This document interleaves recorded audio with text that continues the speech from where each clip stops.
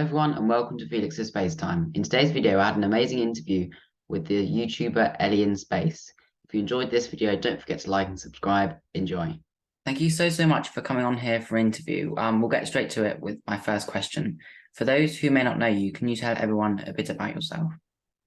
Yeah, so I go by Ellie In Space on YouTube, but my actual name is Eliana Sheriff. And I am a former TV news reporter. So I was in TV news for almost a decade. And I started my career by, reporting on local news, which is everything from a city council meeting to a fire to a fundraiser for the local humane society. So I've covered a lot of stories in my career. And back in 2020, I got the idea to start making some videos on YouTube, but I didn't know what I wanted my niche to be. So I started making videos about traveling to different unique Airbnbs because I really like to travel. And I made a few of those videos, but they didn't really go anywhere. And my ex-boyfriend actually ordered a Starlink unit. This was back in the very early days of Starlink when it was still in the better than nothing beta period. And I didn't know what Starlink was, like, full disclosure.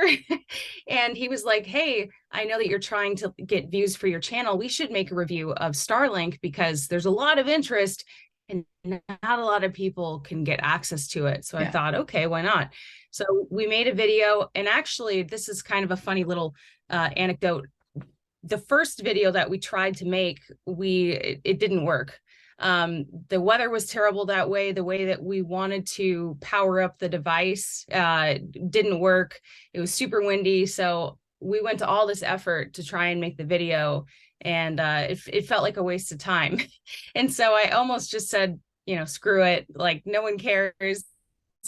And I'm really glad that we tried to make a second video because without that, I would not have Ellie in Space. So anyway, we made that first video. The views started coming in, and I just had this light bulb moment of, okay, well, I've been a reporter for so long. I've learned about, things that I need to cover on the same day, maybe things that I didn't have any prior knowledge of. And you kind of have to become a mini expert in order to tell the story. So if people want Starlink to be my beat, so to speak, what I prioritize and cover as a reporter, why not? So I started reaching out to people that were using Starlink because I personally didn't really need it, but I know that there are people, in super rural, remote areas that were really benefiting from it. So I just reached out to them, even though I wasn't reaching out to them for covering it for my station. I said, hey, I'm not, some random bloke on the internet. I actually have some professional credentials here, and I just want to hear how Starlink is changing your life. And so started making those videos, and then little by little the channel started to grow, and I realized that SpaceX, which obviously is a part of Starlink, is just they're doing so much. So that evolved into me covering Starship stuff. I went to Starbase, and that's when it was like, whoa, like I think there's an audience here that really appreciates this, and I appreciate it too. It's fun, it's inspiring, it's, a look ahead to our future. And so I started covering it more and more. And then I got to a point where I was kind of working two jobs, and that was fun but exhausting. And I just decided to, hey, I think covering space is more exciting than covering the weekly homicide. Yes. Yeah. True story. You said you mentioned that you like to travel. Where are your favorite places to travel to? Well, I haven't done enough international traveling. I don't know if I would consider Mexico really, out of the country. I mean, it is, but I haven't been overseas since I was 11. So I really would like to go to Japan, Australia. I'd like to go to Europe again because that's the only place that I went to when I was 11. We went to several different countries, but I was 11, right? So a trip when you're 11 compared to when you're 30 and an adult is probably quite different. But I love even just doing road trips around the United States. I'm super outdoorsy. So any new place to hike, I mean, even if that's not scheduled in my itinerary, I try to, if it's a long road trip, break up the road trip by just hike near me and finding somewhere to go, because there's just so much to see. And so yeah, usually my travel is pretty either work related or outdoors related, but I do love to travel. Wonderful. With going full time, I've been traveling more than I ever expected, though. So it's kind of like, and I'm sure Tim Dodd, because I interviewed him a few months ago, and he was like just about to leave Florida on his way to California with the van, and he's like, man, like travel is great, but like when you're doing it all the time, it's like it burns you out a little bit. So it's an interesting, situation to be in. Yeah. You've been to Starbase before, is that right? 3 times, yes. And what was that like? Oh man. Well, I think one of the cool things about going multiple times is that I've been able to see like it really change in a short amount of time. So every time, every trip is different. I meet new people, I see new things. But every trip has been so much fun. I have been waiting to go back. The last time I was there was in the summer. So I think it was June, and I had just quit my job. So I'm like, I got nothing on the agenda. Time to fly to Starbase. But I've been waiting because I thought, okay, logically it makes sense to go for the orbital test flight for the next trip. And clearly we've all been waiting. But when that happens, I'll be back, and I'll be staying at Rocket Ranch. So shout out to Rocket Ranch. That was I discovered them on my first trip there, and that they are great people. They have a great campground, Airbnb house. Basically, if you go to Starbase, I would highly recommend staying there because it's the closest that you're going to get to staying near Starbase. And it's, of course, space themed, rocket paraphernalia everywhere. So it's awesome. Yeah. Wonderful. If you had the opportunity to interview Elon Musk, what questions would you add to your list? Oh, wow. You know what? So it's funny because a lot of people ask me that. And the issue with that is, so he's been in so many interviews and he's been asked the same questions over and over. So I think that there's 2 parts. Number one, it would depend on at what time am I interviewing him, what's going on currently. Like maybe before the whole Twitter thing, I would not have been asking him any questions about Twitter. Now I'd be asking him questions about Twitter. So it kind of depends on what's there's so much going on in that man's life, and there's always like a new headline or, surprise or something. So, I think I would want to see what is going on that's, currently relevant. But also just if I interviewed him, I would want to make the interview fun and interactive. Like you see those, eating spicy food interviews, or I thought it'd be fun to ride around in the Cybertruck and what's your favorite karaoke song? And we should sing karaoke. And of course I'd want to ask him serious questions, but he seems like a pretty fun guy too. So I would want to make it fun and make it different than any other interview that he has done, which some of them have just been really pitiful. Either the person interviewing him hasn't even done their homework, and it's like, how do you not even know what the Boring Company is? It's or the flip side where it's just the same redundant questions. And even, he's rolling his eyes like, how many times do I have to tell you this about hydrogen? Right. So I think I don't have I wouldn't go in with just one question. So I in an ideal world, I would get advanced notice, I would have time to prepare, and I would make it really unique and fun. Yeah, I like the idea of kind of serious questions, but also like a fun bit to it. Kind of, what's your favorite karaoke song? That sounds like a really good idea. what videos would you like to make in 2023, and um, what people would you like to interview in 2023? Okay. Well, for sure, I would like to cover the Starship orbital flight that it's got to we got a whole year. Yeah, Literally starting now, we got a whole year. Make it happen. I'm sure I think it will. So I would want to cover that, but cover that in a way that, obviously there's going to be professional streams and visuals that are way better than I could accomplish. So what I try to do, and I'm learning how to do this better, because every time I try to cover, seeing a rocket launch in person is still fairly new to me. So it's like, okay, how can I cover like the human element and the human interest side of this? So I would like to cover it in a way that other people are not. So more of like a news reporter way, and then I would ideally like to interview Elon sometime this year. I'd love to interview Gwen Shotwell as well. yeah, Sounds like a rhyme. Uh, um, I would like to take a test ride or make a video about the Tesla Semi.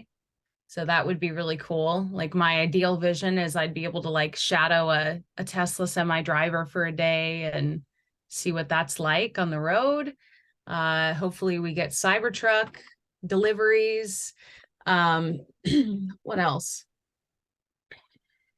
Man, I have also been venturing into interviewing other private space companies. So for example, I recently toured Firefly, which was really cool. That's also in the Austin, Texas area, which is another reason why that's another goal of mine for 2023 is to move to Austin, Texas, because there's so much going on there. I mean, just in 2022 is my first time ever going there, but I went there 5 times because there was so much going on that I could cover for my channel and that made sense to cover. So yes, I would like to cover more private space companies other than SpaceX. I mean, we love SpaceX, but there's a lot of other people in the game. yeah. And I think it would be really cool to travel internationally. So if we look at what Skyroot is doing in India, or maybe something, I really want to go to Japan. So I'm going to find a way to cover something there because, want to make the trip worth it. But so that would be really cool to go somewhere. I know that Angry Astronaut has spent a lot of time in Europe and really kind of being, sounds like one of the only voices to cover what's going on in Europe with the space industry. So I'll let him have Europe. But I mean, I would like to go, but I think that, he's trying to make that his kind of like niche. But yeah, traveling internationally and making videos about space in other countries would be, I don't know, pretty rad if you ask me. So Yeah. That sounds wonderful. Have you looked at interviewing someone like Peter Beck from Rocket Lab? sure, absolutely. Yeah, and there are some people, like a lot of times my viewers will give me suggestions and Yeah, that always they kind of helps. cycle through. Yeah, they kind of cycle through the same people, but what they might not know is that I've reached out to certain people and either they've said not right now or they've said they're not interested for various reasons. I can think of one personality who said, I'm just not really active in space anymore, so I don't really want to do an interview about it. And then I get like the same, or like a lot of people say, please interview Dr. Becky. And I'm like, well, I did. Look back on my channel. And that's not to say I don't want to interview these people again. But I really respect their time and I don't want to be, I don't know, too annoying. You talked a bit about video ideas you'd like to do. What about, would you like to do like a collaboration with some people? Are there any people you'd like to collaborate with, like Tim Dodd, Ooh, the Everyday Astronaut? that's actually a great idea. Yeah, I would love to do the thing is it's, and you'll probably find this out too. It's like, for example, I've interviewed some people that have really, really huge channels, but unless they're talking about it on their channel or featuring you, your reach is only going to extend so much. You know, maybe someone's searching their name on YouTube and that's how you're going to attract new viewers. But unless they plug you, you're really not going to see a lot of Yeah. growth. It has to kind of be the other way around. So I kind of realized that after I'd made a few videos with these huge names, and then saw like some new growth. But imagine if they had made a video with me on their channel. But I understand too, it's like, I'm not an engineer, I'm not a rocket scientist, I'm, you know, a journalist, and I don't claim to be anything else in this space. And so I think what I'm trying to do is, you know, build my reputation and my recognition as much as I can, so that I am on the radar of, you know, other people that then they may have reason to collaborate with me. I don't think I'm disillusioned as to why they wouldn't want to collaborate with me now on their channel. Because, you know, I've had people, for example, that really don't have a channel at all, or, you know, and they say, well, you know, can you put me on your channel? Can you put me on your channel? And it's like, well, no. So like, sounds harsh, but so I have to look at it from that perspective of like, you know, what are they going to benefit from or gain having me on their channel? So Yeah. yes, collaborations would be great. I would love to have, for example, I'm trying to put together a space panel for January 8th, and I've invited a couple of, you know, the space tubers that we all know and love, and it sounds like a lot of them can show up. I hope that they do. But that's just like one idea that I had recently after participating in a group Tesla live stream. I didn't host it, but I was like, oh, this is an interesting dynamic. You know, we kind of got Yeah. like the Brady Bunch of popcorn calling on people, and, you know, all these different personalities in one virtual room. It makes for a very interesting conversation. So I think just being more creative and just trying things, you know. The simplest and hardest thing, it seems like, for people to do is just to start, just try. So yeah, I think I need to you know, try things and just think outside of the box. Wonderful. What tips would you give to young people who are trying to start, or anyone really who's trying to start a YouTube channel? Yeah. You know, I'm certainly no expert, but I am happy with, I actually recently just passed 55,000 subscribers. So woo. Congratulations. And that is under 2 years. In February, it'll be about 2 years. So that's pretty cool. I know some channels have had way more growth, but you can't compare yourself to other people. But I would say number one, and this is like so obvious, but you need to start. I think a lot of people make the mistake of, they want to start, they want to have a channel, they really want to have a channel, but they're so worried about making that first video perfect. And they're worried about what people will think of it when they see it. And my counter to that is, you'll be lucky if anyone watches it. So, you know, when you're new and you don't have an audience, like, this is the time to experiment, make your mistakes, whatever, because it's just funny how that works. People think, oh, you know, what if it's a terrible video and everyone laughs at me? You're going to be at, you know, you're going to release the video, maybe get like 100 views of friends and family that you try to like get to watch it. And then you're going to be like, wow, how do I get more people to watch my videos? So make the videos, make several videos, and get in a habit of producing content.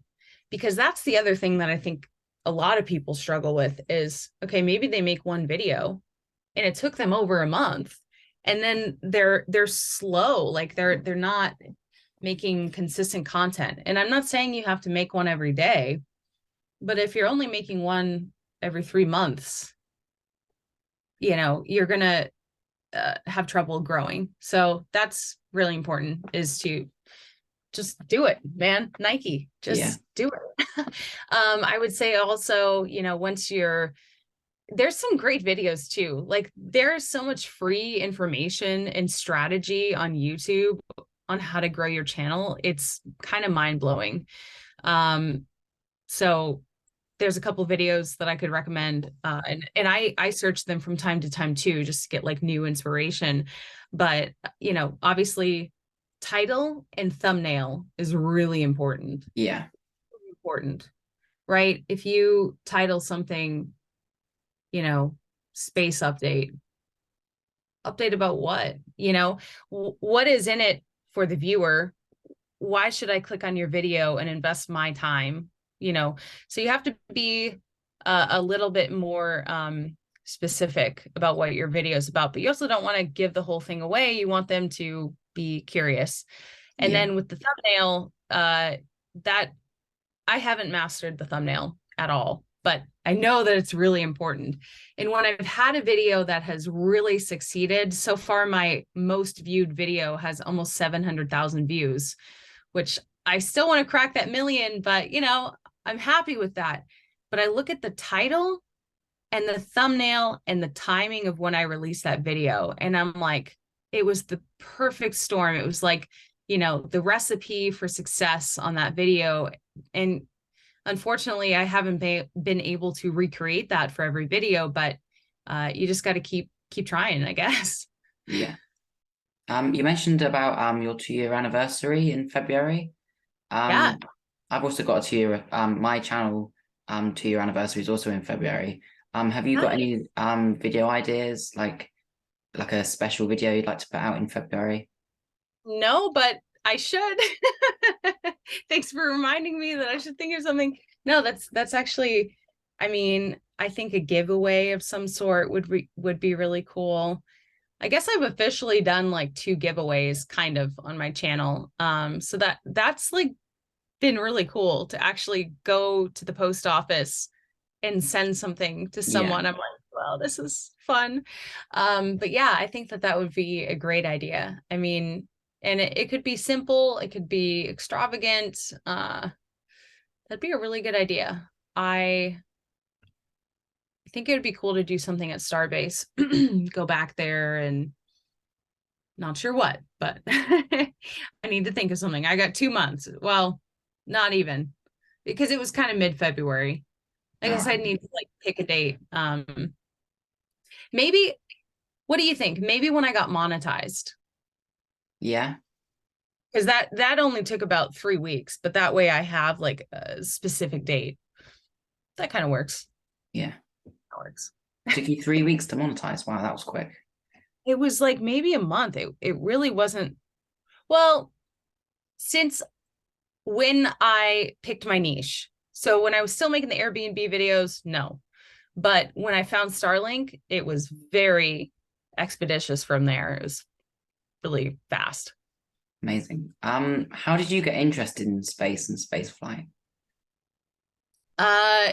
Honestly, it really was seeing that people were interested in hearing about it and then kind of learning about it myself from there. I did go to Kennedy Space Center when I was like maybe 10 on a cruise, or we were in the area for a cruise, and I was able to meet Story Musgrave, and they invited someone to like come up on stage and, take a picture with him. And so that was really cool to meet an astronaut. But then after that, it really wasn't like a huge focus in my life. And, I'd rather be honest about that than pretend I'm like some diehard, space nerd from age 4. That'd be cool.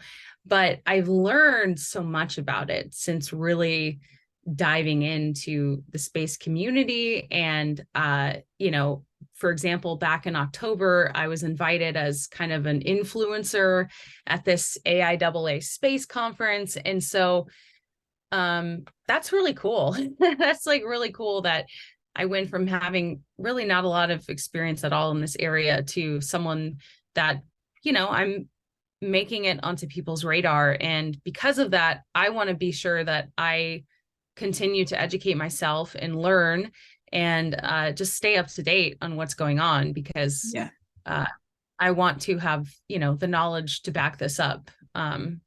and it's exciting, right? Like it's really cool what we're seeing, how like the progression of everything that's happening, all of the private space companies cropping up. Like there's so much going on. And so that was one of the big reasons I'm like, I got to get out of my job, because I need to be there when Starship is ready to go, for example, or you know, not just Starship, but like I don't want to be in a situation where I don't have any PTO and I can't go, because this is just the beginning. There's going to be so much, there already is so much stuff to cover. On But to my like, last question. What's your plans for 2023? Just kind of in general. if I didn't move to Austin, I'd probably move to Las Vegas, because I really love the climbing scene there. But I think for work, it makes the most sense for me Yeah. to be in Texas. And I would like to go to Japan this year. I don't know when that will be, but I'm going to make it happen. And just growing the channel. I made a ton of crazy fun videos last year. There's going to be more of that. And you know, just my normal finding new hiking places and outdoor adventures, and maybe growing these bangs out, because I got them near the end of last year and they're really annoying. So that's another plan for 2023, actually try to get rid of these, but I have time. Wonderful. That's all my questions for today. Thank you so much for coming on here for an interview. You had some wonderful answers to some of my questions, and I hope you have an amazing rest of your day and an amazing rest of your year as well. Awesome. Yes, thank you so much. Thanks for watching. If you enjoyed this video, don't forget to like and subscribe. Bye.